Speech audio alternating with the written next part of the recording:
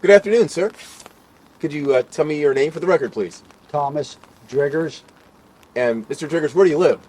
I rent from Shelley Watanabe. I rent the bottom of a house, 11451 Fifth Avenue South. And I take it that's this house. Yes, Terrific. How long have you been here? 8 years. And Miss Watanabe, she's about 60, about my age? Yes, Okay, great. And do you understand how long she's lived here? her whole life. And her parents had the house before that, right? Yes, All right. And then you've been here about 8 years, right? yes. And then the neighbors over here, Approximately 10 years, maybe 12 years, something like that. okay, so slightly before you. Yes. Okay, very well then.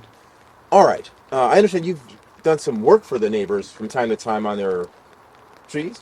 Yes, whenever I cut our trees, I brought a machine in. I was volunteering my services for all neighbors to trim their trees at no cost. Mhm. And did they have any problem with that? No, they're happy to have it done. So it's by mutual agreement. Y'all work together. Yes, Wonderful.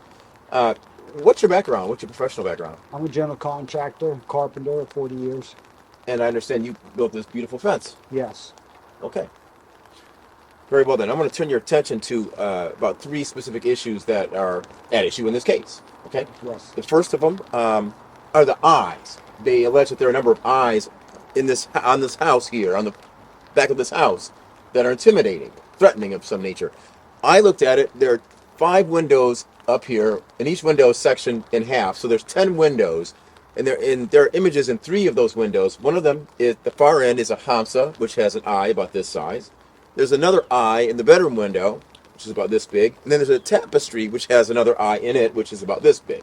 hmm And you can see those over there. Would you agree that that's an accurate assessment? yes, And those are the same images that have been there for quite some time. yes, And you've explained to me that Miss Watanabe is a very spiritual person. yes, And I take it she's told you that these images are expressive of her First Amendment expression. yes. Okay. And have you ever known Miss Watanabe to threaten the neighbors over here? No, they're very peaceful people. Okay. And have you ever known Miss Watanabe to threaten anyone? No, Okay, thank you for that too. All right. Now, let's move on to the second issue. There's an allegation that there was a stick through the fence, through this metal fencing on their 6 foot, it appears to be like, it looks to be tall fence there. Have you ever seen a stick through that fence? no, Have you ever placed a stick through that fence? no, Okay, very well. Let's move on to the third issue. There's allegedly, well, let's take you to about a month and a two before the last hearing you had for this restraining order. I take it a couple of balls appeared in your yard shortly before the expiration of the first restraining order. yes. Okay, tell us about that.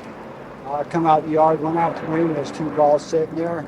I wasn't exactly sure whose balls they were, but I was kind of assuming it was the plaintiffs due to it was kind of near their side. Due to restraining order, I wasn't sure what to do, so I brought it to Miss Watanabe's attention. She said to throw the balls away. She didn't have nothing to do with people.